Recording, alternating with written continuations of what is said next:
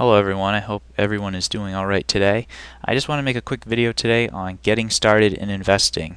So you just sat down, you want to start buying stocks, you're trying to wonder what were the first steps I do, what things should I be looking out for. So I made this presentation just to hopefully answer some of those questions and get you started on your way. So first off, about me, I want to make it clear that I am not a financial advisor and I am not licensed to offer any investment advice. So please do not take any of my videos here on YouTube as investment advice. I have been investing for 7 years now, and I hold a Bachelor's of Business Administration with a concentration in finance.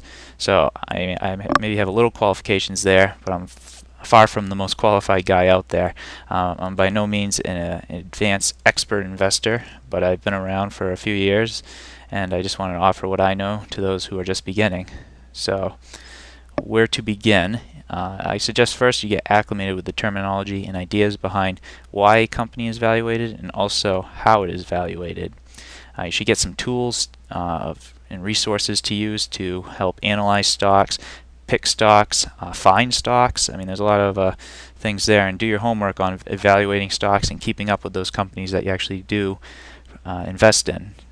Once you also have picked a stock that you want to invest in, you got to have a broker to actually go out and buy the stock. And so we'll go over that briefly, and then once you have your broker, you actually invest in the companies that you like, the ones that you picked.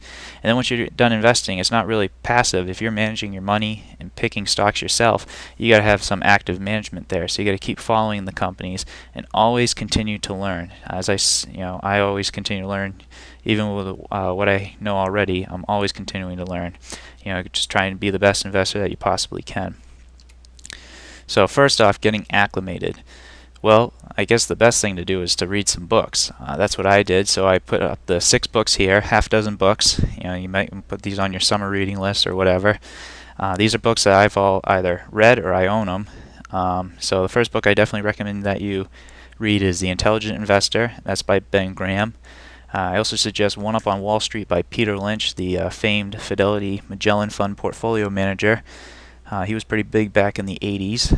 And then Common Stocks and Uncommon Profits. That's an older book that was actually written back in the late 50s by Phil Fisher.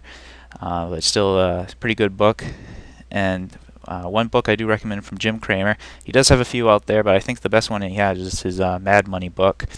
I know some people out there don't like Jim Cramer, some do. But I believe his Mad Money book helps to teach you some of the fundamentals about the market, what to look for in a company. You can take or leave what you like about that book.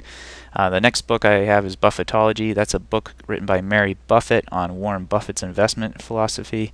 I believe Mary Buffett is Warren Buffett's former daughter-in-law.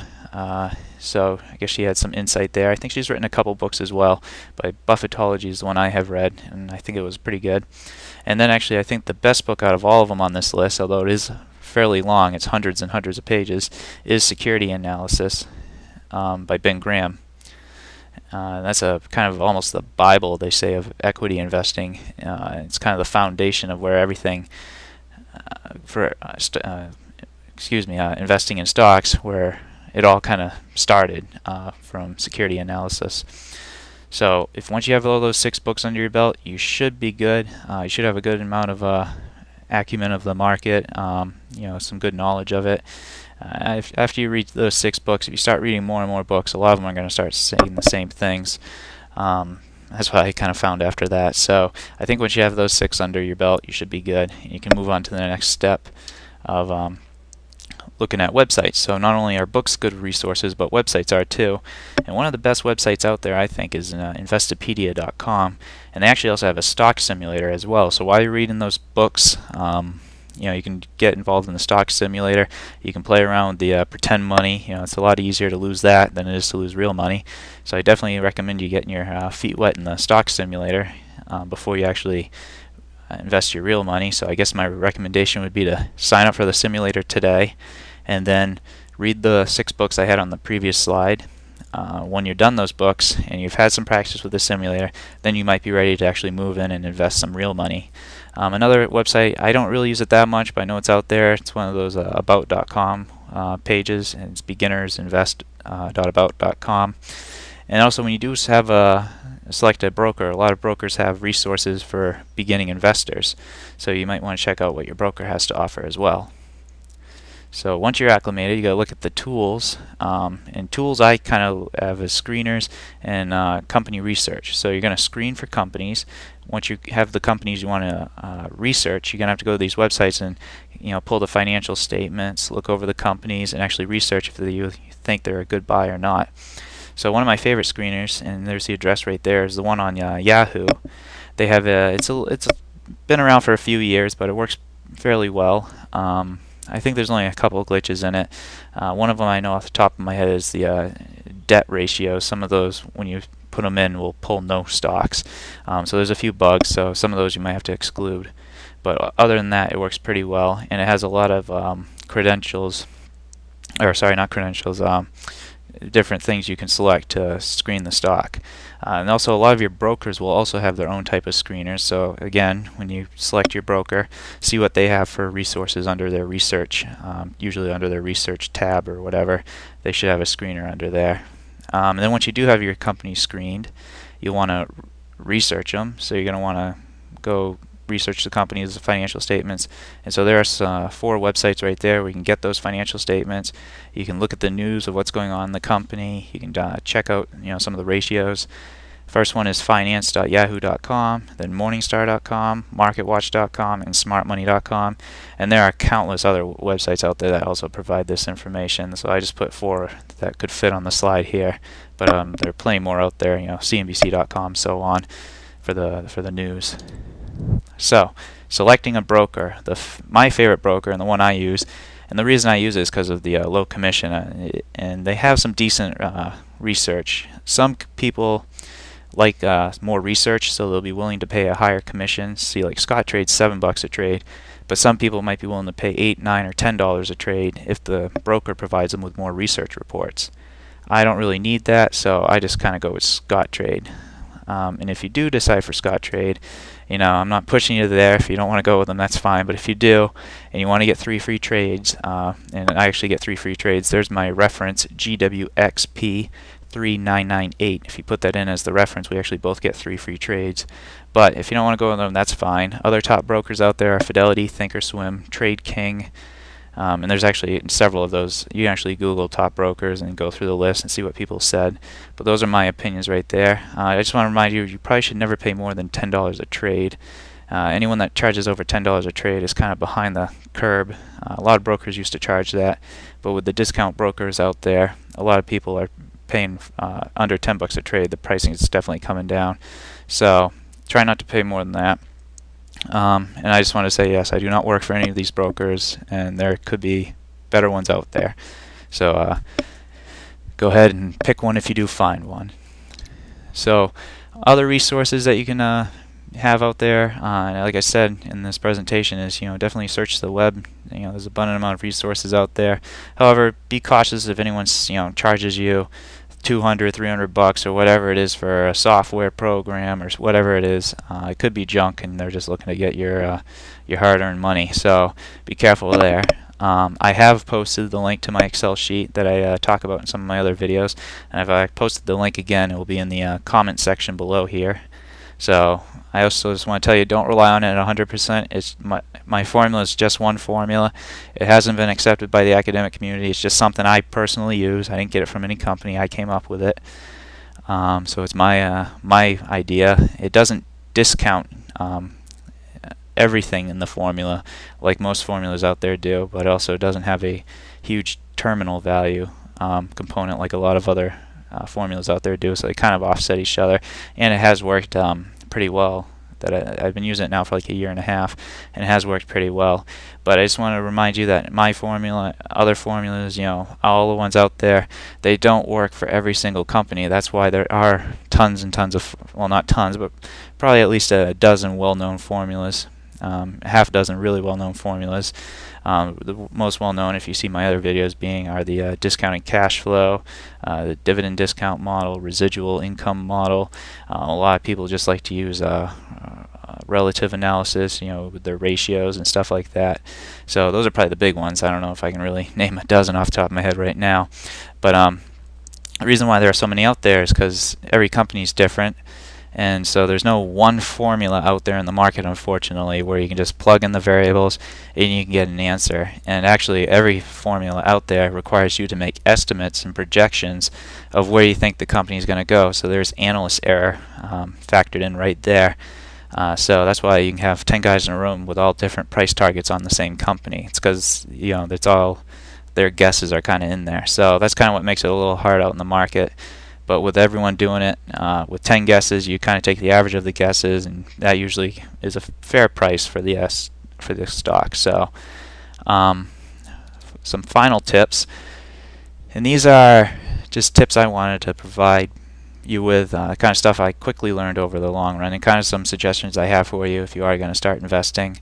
You're going to hear this first one a lot, and it's only invest the money you can afford to lose.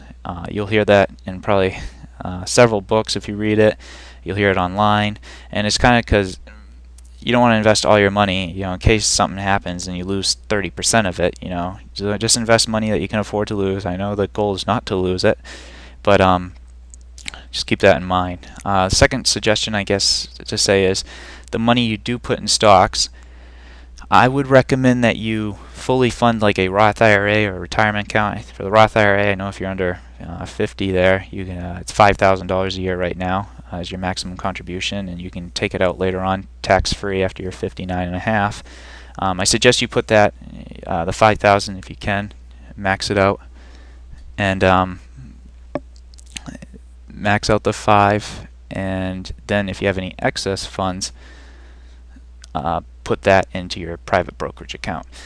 So if you have $7,000 you make a year, that an extra money that you can invest with, I suggest you put $5,000 into the IRA and $2,000 into the brokerage account, and have that IRA managed maybe by a professional organization. So you don't want to, unless you're really knowledgeable on this stuff, you don't want to, when you're starting out, put all your savings and your retirement in jeopardy of being losing a lot of money there. So do hand it to professionals. I mean, this is kind of a complicated stuff, so you wouldn't want to self-diagnose yourself. If you felt sick, you would go see a doctor. So make sure you have your account that you're going to retire with in professional hands until maybe after a decade or so you feel like you've gotten really good at this, and then you can make that decision on your own if you want to invest it all yourself. So make sure to keep that Roth IRA funded. And so when you do get your Roth IRA or your other IRA, traditional one if you want, I suggest you do the Roth IRA.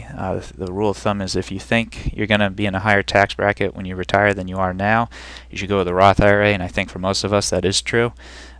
There's the traditional IRA where it's used with your gross income before tax. It goes in there.